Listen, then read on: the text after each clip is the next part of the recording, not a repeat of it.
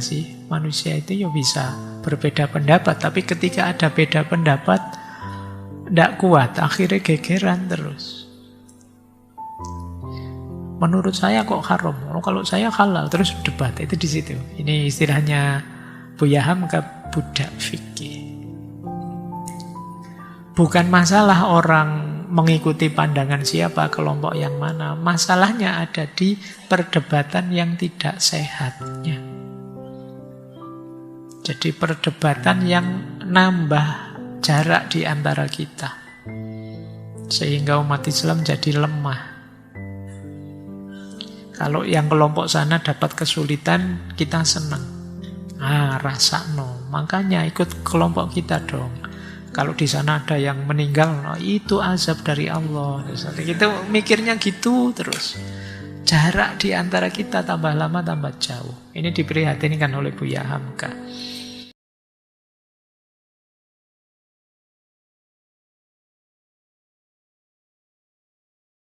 Assalamualaikum warahmatullahi wabarakatuh.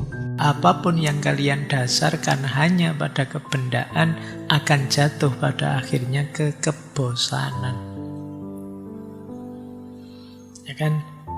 Apa wis kalian senang-senangmu hari ini menikmati apa di kota, jalan-jalan di mall itu, tiap hari jalan-jalan di mall ya mesti bosan.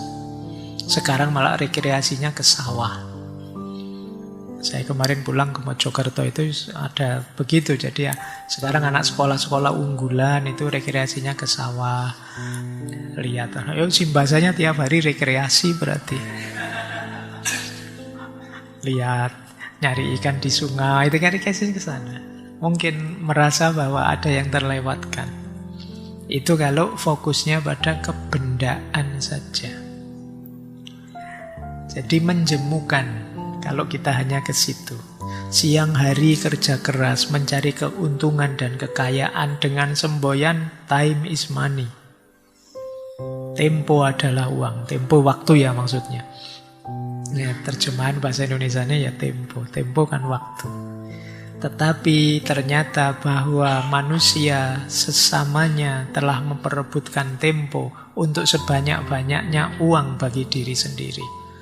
Orang menganggap bahwa sayang sekali kalau ada waktu lewat kita tidak dapat uang, kan begitu. Biarpun merugikan orang lain. Siapa yang tidak sigap mengejar tempo, tersingkirlah dia ke tepi dan habislah umurnya untuk itu. Jadi karena pertimbangan kita hanya pertimbangan kebendaan. Bahkan nanti kata beliau, semata-mata hidup kebendaan ternyata hanya menimbulkan rasa kebencian dan kedengkian sesama manusia. Baik di antara orang seorang dengan seorang lain. Apalagi di antara bangsa yang lebih banyak mendapat benda dengan bangsa yang mendapat sedikit. Kalau parameternya materi, kebendaan, dan kepemilikan, maka kita akan lebih mudah bermusuhan. Kenapa begitu? Karena lebih mudah kita merasa iri, merasa dengki. Kok enak dia kaya raya, sementara tidak kerja apa-apa. Saya yang kerja mati-matian, gini nyari uang begitu susahnya. Lebih mudah iri. Jadi kalau melihat yang lain materinya lebih mewah, kita kurang mewah, kita iri. Mereka punya apa-apa, kita tidak punya apa-apa, kita iri. Peradaban kalau dasarnya hanya kebendaan, maka siap-siaplah kebencian dan kedengkian akan merajalela. Maka menarik kalau teman-teman mau coba diteliti. Standar bahagianya orang-orang sekarang itu apa? Kalau sebagian besar standar bahagianya adalah ukuran materi, mungkin kekayaan, mungkin jabatan, mungkin status di masyarakat dan lain sebagainya yang sifatnya material, ya siap-siaplah di masyarakat itu akan mudah sekali muncul kebencian dan kedengkian. Baik, ini sudah mulai dapat gambaran kita seperti apa nanti pentingnya tasawuf. Kita lihat ya.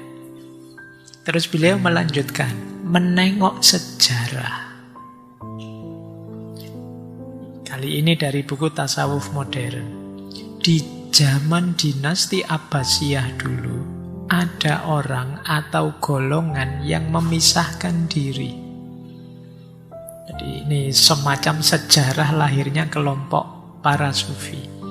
Mereka merasa jemu melihat kekayaan yang bertimbun masuk ke dunia Islam, kehidupan yang sangat megah dan kemajuan yang menyebabkan kebingungan dan lalai. Ditambah lagi perbantahan ahli-ahli pikir dalam majelis istana yang kadang-kadang dapat menimbulkan sengketa dan pertengkaran, lalu menyebabkan lalai mengerjakan ibadah. Jadi dinastinya sukses, negara kaya raya, orang-orang jadi lalai menikmati kemajuan, ditambah lagi orang-orang pinternya kerjaannya gegeran terus, debat terus, bantah-bantahan terus. Hidup jadi terus tidak nyaman. Akhirnya sekelompok ini minggir, menyisihkan diri. Ini nanti awal mula lahirnya kelompok yang disebut ahli zuhud. Mereka yang menyisihkan diri ini sebenarnya awalnya punya niat yang sangat baik. Tapi lama-lama dalam sejarahnya ada beberapa yang jalurnya agak melenceng. Mereka berjuang melawan tuntutan dunia dan tuntutan setan. Mereka berjuang melawan godaan dunia, godaan setan. Namun terkadang mereka memilih jalan yang berbeda dari apa yang diajarkan agama. Ada yang berlebihan. Kata Buya Hamka, ada kalanya mereka melarang diri melakukan hal-hal yang dibolehkan oleh Allah. Terlalu menyiksa dirinya. Bahkan ada di antara mereka yang menolak mencari makan, tidak mau kerja, wiritan saja, zikir saja. Urusan dunia nunggu dikasih orang. Memandang rendah uang tapi butuh. Membenci kekuasaan tapi nanti ya mendekat-dekat karena dia ada perlunya. Ada yang begitu. Jadi situasi semacam ini kadang-kadang kata Hamka pada akhirnya apa? Membuat umat terus terpecah-pecah. Beliau kalimat terakhir itu menarik. Karena umat Islam sudah terpecah belah, kemudian orang-orang berkualitas minggir karena semua jadi zuhud, sehingga tidak ada lagi senjata yang tajam untuk mengusir tentara Mongol ketika menyerbu wilayah Islam. Jadi semuanya nyufi, menjauh dari keramaian. Yang ada di tengah masyarakat orang-orang hedon yang menikmati kekayaan, tidak mau kehilangan kenikmatannya, dan orang-orang pinter yang pekerjaannya debat saja. Akhirnya lemah negara. Begitu diserang, tidak ada lagi senjata tajam. Nah ini gambarannya saat itu, karena pada akhirnya terus dinasti Abbasiyah kan jatuh, diserang oleh Mongol. Padahal orang pinternya banyak. Tapi ya orang-orang pinter ini banyak yang, kalau istilahnya Hamka tadi ya, hidupnya di majelis perbantahan, gegeran terus. Oke, baik. Kita lanjutkan ya situasinya. Terus beliau menjelaskan begini. Tasawuf dapat menjadi alat untuk menghadapi hidup dan dapat pula membawa mati. Membuat hidup, membawa mati itu membuat hidup tidak bergairah. Kalau salah strategi, salah memahami, juga bisa menjadi sangat bersemangat menghadapi hidup. Dengan tasawuf, orang-orang besar Islam di Indonesia seperti Pangeran Diponegoro, Tuanku Imam Bonjol, Tengku Tijistiro menentang penjajahan dengan tasawuf Amir Abdul Qadir Al-Jazairi yang kita bahas 2 minggu yang lalu melawan Perancis. Makanya teman-teman saya kenalkan dulu dengan tokoh ini, biar kenal. Bahkan negara Libya yang baru berdiri itu asal mulanya adalah terdiri dari zawiyah-zawiyah, tempat orang suluk. Dan nenek Raja Idris Al-Sanusi yang sekarang dilantik menjadi raja adalah pendiri dari Torekot Sanusiyah yang sangat terkenal di seluruh Afrika. Demikian juga Ignatius de Loyola adalah pembangun dari semacam torekot kaum Katolik yang bernama Yesuit. Kaum torekot yang didirikan oleh de Loyola inilah salah satu tenaga penting yang telah dapat mempertahankan faham Katolik dari keruntuhan seketika terjadi perlawanan hebat dari kaum Protestan. Jadi tasawuf bisa jadi energi yang luar biasa. Tetapi bukan pula sedikit kaum tasawuf di timur kita ini yang telah menyekat jalan kemajuan berpikir. Karena kemajuan perasaan tidak lagi seimbang dengan ilmu pengetahuan dan kecerdasan berpikir. Jadi ada juga yang tasawuf itu membuat orang malah lari dari dunia, tidak siap menghadapi tantangan dunia, yang lain maju kita malah mundur. Jadi tasawuf bisa jadi jalan hidup, bisa jadi jalan kematian. Kalau kita menggunakannya secara tidak tepat.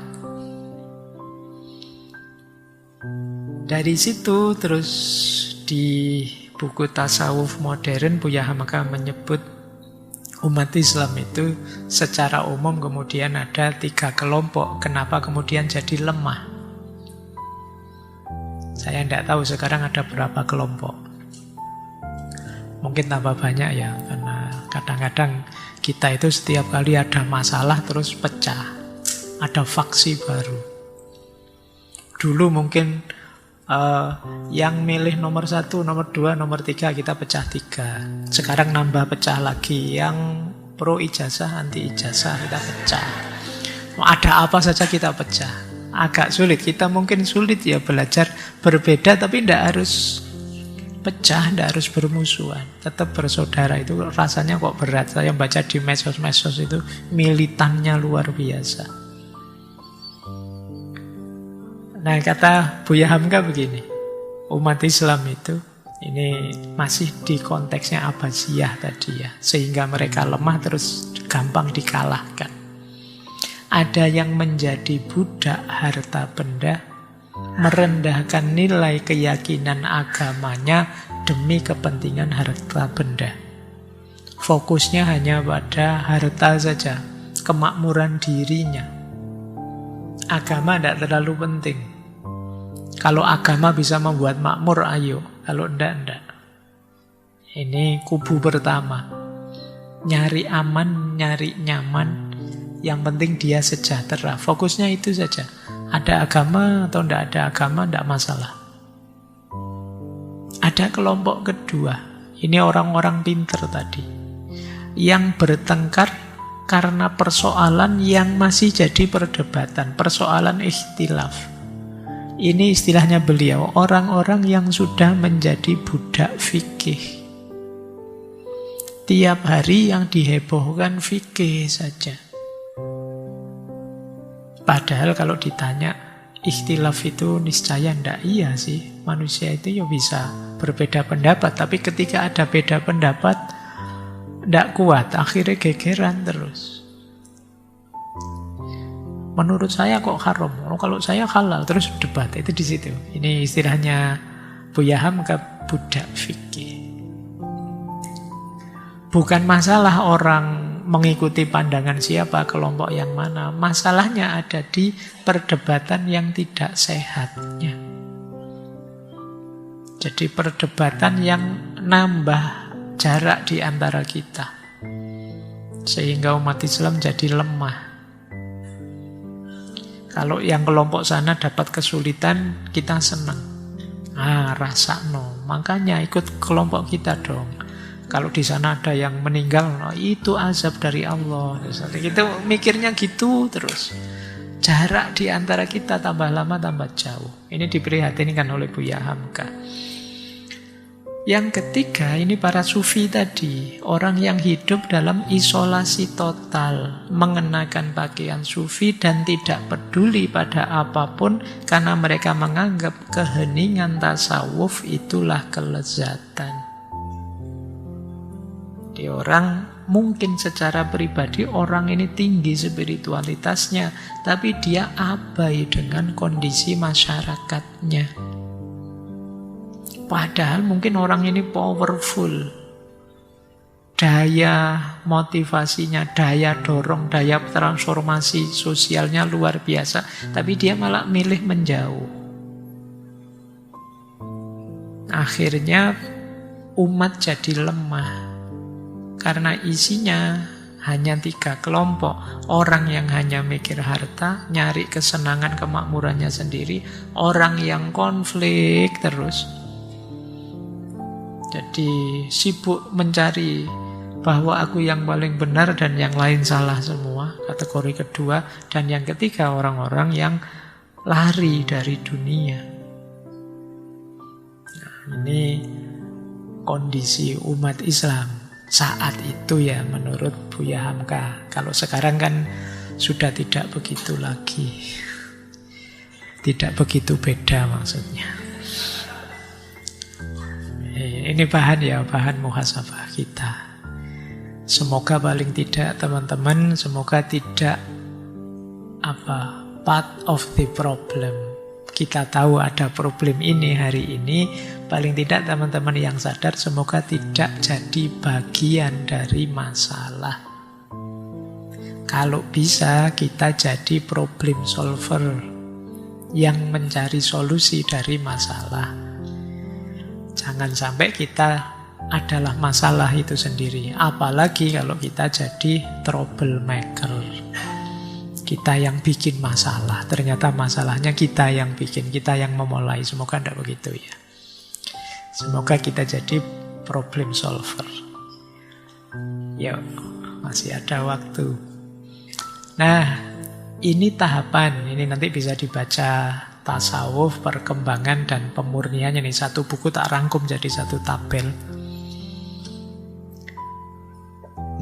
Jadi tasawuf itu dalam sejarahnya ada 4 fase. Yang pertama fase zuhud. Yang kedua fase tasawuf ilmiah. Yang ketiga tasawuf falsafi. Yang keempat fase torekot. Era zuhud itu sekitar abad pertama sampai kedua Hijriah. Jadi sekitar abad ke-7-8 Masehi. Ini sifatnya masih individual sendiri-sendiri. Asketisme pribadi. Jadi masing-masing orang yang kita sebut ahli zuhud itu berjuang sendiri-sendiri, menjauh dari keramaian, melakukan zuhud, warok, tobat, sabar menghadapi situasi. Kalau teman-teman mendengarkan, kita dulu pernah ngaji tokoh-tokoh ini ya. Imam Hasan al-Basri, Robi'ah al-Adawiyah, Syekh Ibrahim bin Adham, termasuk Syekh Fudhail bin Iyad. Ini tokoh-tokoh sufi era zuhud. Jadi cerita-cerita mereka ya cerita-cerita aktivitas mereka ketika menjalankan hidup asketis. Jadi ini fase awal.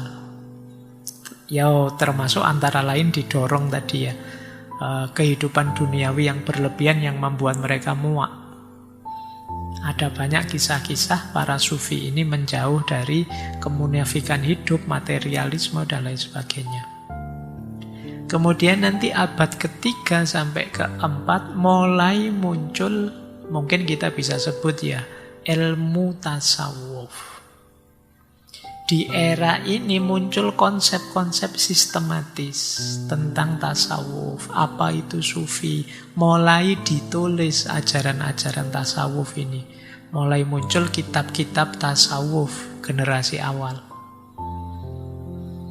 Di era ini kita kenal Syekh Junaid, Imam Haris Al-Muhasibi, Abu Yazid Bustami, dan lain sebagainya. Di sini mulai dikenal konsep makomat, ahwal, cara kita mendaki untuk sampai pada Tuhan. Bagaimana fana dan bako itu, ini fase kedua ini. Abad ketiga, keempat Hijriyah, 9-10 Masehi. Setelah itu muncul tasawuf falsafi, abad kelima, 6 Hijriyah. Ini era ketika filsafat masuk dengan konsep-konsep metafisiknya. Kita kenal konsep insan kamil, wahdatul wujud, Nur Muhammad. Ini di fase ini. Tokoh-tokohnya Ibnu Arabi, Surawardi, dan lain-lain. Belakangan nanti, abad ke-13, mungkin sampai sekarang ya, budaya sufistik itu berubah jadi budaya torekot. Mulai terorganisir dalam satu lembaga namanya torekot. Ada sanatnya, ada mursyidnya, ada amalan-amalan pokok bakunya di masing-masing torekot. Baiat, zikir, tuntunan rohani, dan lain sebagainya. Kalau ini sudah mulai jadi lembaga sendiri. Ya tokoh-tokohnya kita kenal, tadi sedikit saya singgung, ada Syekh Abdul Qadir Al-Jailani, Thariqat Qadiriyah, Imam Abu Hasan As-Sazili, Thariqat Saziliyah, Syekh Bahauddin Naksabandiyah, dan lain sebagainya. Ini fase terakhir. Jadi fase abad 13 sampai sekarang. Kalau Hijriyah ya 7 Hijriyah. Abad ke-7 Hijriah, berarti tahun 700-an sampai sekarang. Jadi ini kalau teman-teman ingin paham rutenya, tadi kan ada tasawuf yang akhlaki, amali, falsafi. Tapi dari sisi kronologi, yang pertama kali muncul itu kelompok kaum zuhud. Ini lebih banyak fokus mungkin pada akhlaki.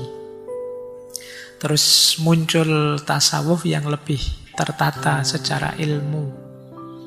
Kemudian muncul yang falsafi, dan pada akhirnya mengkristal jadi thariqat. Kalau dilanjutkan lagi, nanti beberapa thariqat mulai ada yang disebut berlebihan, melenceng, dan lain sebagainya. Terus muncullah gagasan yang kita bahas bulan ini, yaitu neo-sufisme, pembaruan dalam tasawuf. Baik. Saya tambah beberapa ya, nanti setelah itu kita tanya jawab. Ini baru definisi. Sudah dapat sak jam baru ngomong definisi. Tidak apa-apa. Nah, apa sih tasawuf menurut beliau, Buya Hamka? Kalau tadi dari tasawuf perkembangan dan pemurniannya tabel. Tadi kalau ini dari buku tasawuf dari abad ke abad. Itu saya warnai beda kalau di slide-nya biar memudahkan teman-teman memahami ya. Menurut beliau, tasawuf ialah membersihkan hati daripada apa yang mengganggu perasaan kebanyakan makhluk. Ini kalau pakai definisi lebih pasnya tazkiyatun nafs. Jadi membersihkan hati dari yang mengotori batin. Kemudian berjuang menanggalkan pengaruh budi yang asal atau insting kita, memadamkan sifat-sifat kelemahan kita sebagai manusia, menjauhi segala seruan hawa nafsu. Jadi kita itu punya fitrah-fitrah kecenderungan yang berhubungan dengan nafsu. Makanya dalam Al-Quran kan banyak kita sindir. Manusia itu zaluman jahula, manusia itu ngeyel manusia itu. Ini kecenderungan negatif. Tasawuf membersihkan itu. Kalau sudah bersih, mendaki sifat-sifat suci kerohanian, bergantung pada ilmu-ilmu hakikat, memakai barang yang lebih penting dan lebih kekal. Maksudnya memakai barang yang lebih penting dan lebih kekal itu tidak tergoda oleh hal-hal yang fana dan sementara. Setelah bersih, diisi dengan hal-hal yang positif, kerohanian, yang hakiki, meninggalkan yang sementara. Menarik, beliau juga menyebut menaburkan nasihat pada sesama umat. Jadi sufi itu ya jangan egois, jangan berkualitas sendiri, tapi juga menebarkan kualitas pada sesama. Memegang teguh janji dengan Allah dalam hakikat dan mengikuti Rasulullah dalam syariat. Ini sama seperti tokoh-tokoh sebelumnya ya. Ya hakikat, ya syariat. Inilah definisinya tasawuf. Nanti beliau merangkum definisi itu, ini dari buku Renungan Tasawuf, dengan kategori takholli, tahalli, dan tajalli. Jadi tasawuf itu sebenarnya proses transformasi diri di 3 rute ini. Beliau menarik pakai kalimatnya. Apa yang dikatakan tasawuf? Pertama, takholli. Ini bahasa Arab. Beliau yang nulis ya, ini bahasa Arab itu dari beliau. Karena tahu audiennya mungkin seperti teman-teman ini tidak ngerti bahasa Arab. Ini bahasa Arab. Takholli. Kho ada titik di muka. Kho itu kan ada titik di atasnya. Kalau kho itu titiknya dihilangkan, bacaannya tahalli. Kalau titik sudah hilang, lama-lama titik itu tumbuh lagi, tapi di bawah. Yaitu tajalli. Jadi ini hubungannya dengan titik ya. Takholli itu kho, titiknya di atas. Nanti kita bersihkan itu. Kalau sudah kita bersihkan, ya titiknya hilang. Tahalli. Ketika titik itu hilang, itu kita sedang mengisi diri kita dengan hal-hal yang positif. Setelah itu lama-lama kalau kita isi terus dengan yang baik, yang positif akan tajalli. Apa arti takholli? Bebaskan dirimu, bersihkan dirimu dari sifat-sifat yang tercela. Jadi takholli itu pembersihan. Kemudian tahalli. Tahalli itu menghapus titik, hilangkan jadi hapus titik itu. Jadi tahalli itu, kata beliau ya, engkau berhias, engkau jadi bagus, karena yang buruk sudah tidak ada lagi. Engkau berusaha siang malam mendidik dirimu untuk itu. Jadi setelah bersih, kita isi dengan amal baik, kita isi dengan hal-hal yang positif. Kalau sudah diisi, lama-lama titik itu muncul lagi, tapi di bawah. Itulah tajalli.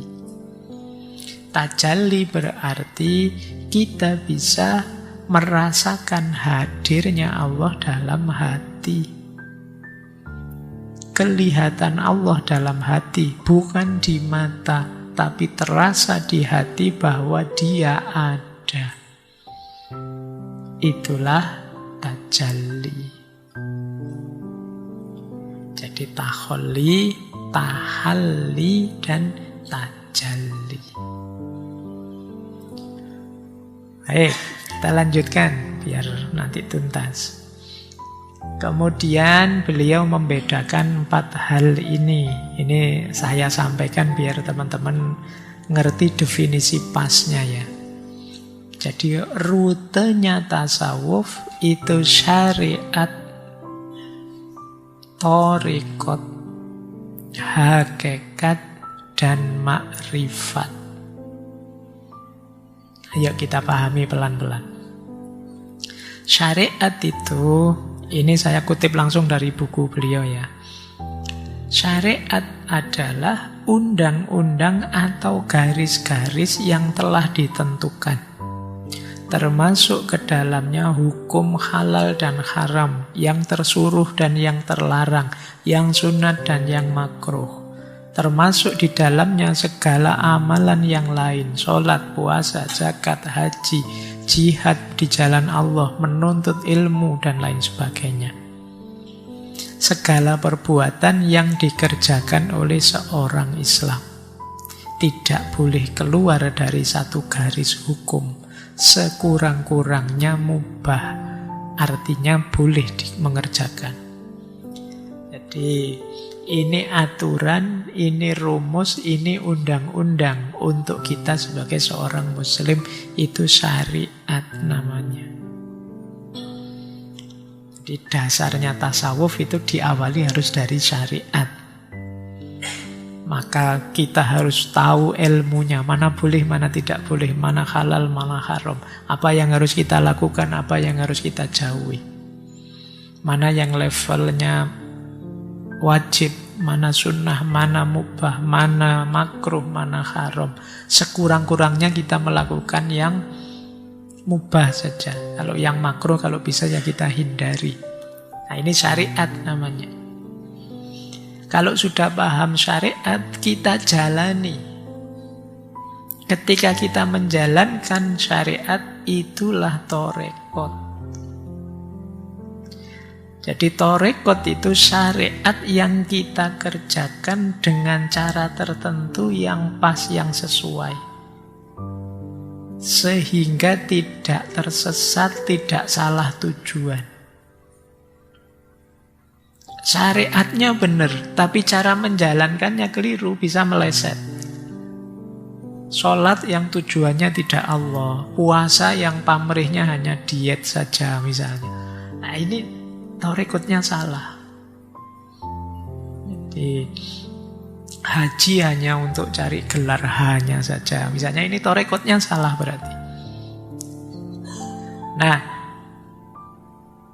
syariat perlu torekot. Kalau torekotnya salah, syariatnya kehilangan makna. Ikhtiar menempuh jalan torekot itu kalau dalam tasawuf kan kita kenalnya suluk. Disinilah kita mulai memasuki ilmu batin. Disinilah diatur syarat-syarat perjalanannya. Nah ini nanti kita kenal ikhlas, muraqabah, merasa diawasi Allah, muhasabah, introspeksi terus, tajarrud, melepaskan diri dari dunia, hub, cinta pada Allah. Mari sholat yang khusyuk, khusyuk itu torekotnya. Mari puasa sambil mengendalikan diri, torekotnya. Jadi torekot itu jalan yang kita tempuh untuk mewujudkan syariat. Nah, awas keliru, orientasinya awas salah, awas sesat. Jangan salah niat, salah tujuan, harus ikhlas dan lain sebagainya. Ini torekot. Makanya kalau kita masuk torekot itu dikasih petunjuk oleh mursyidnya, ini dilakukan, ini jangan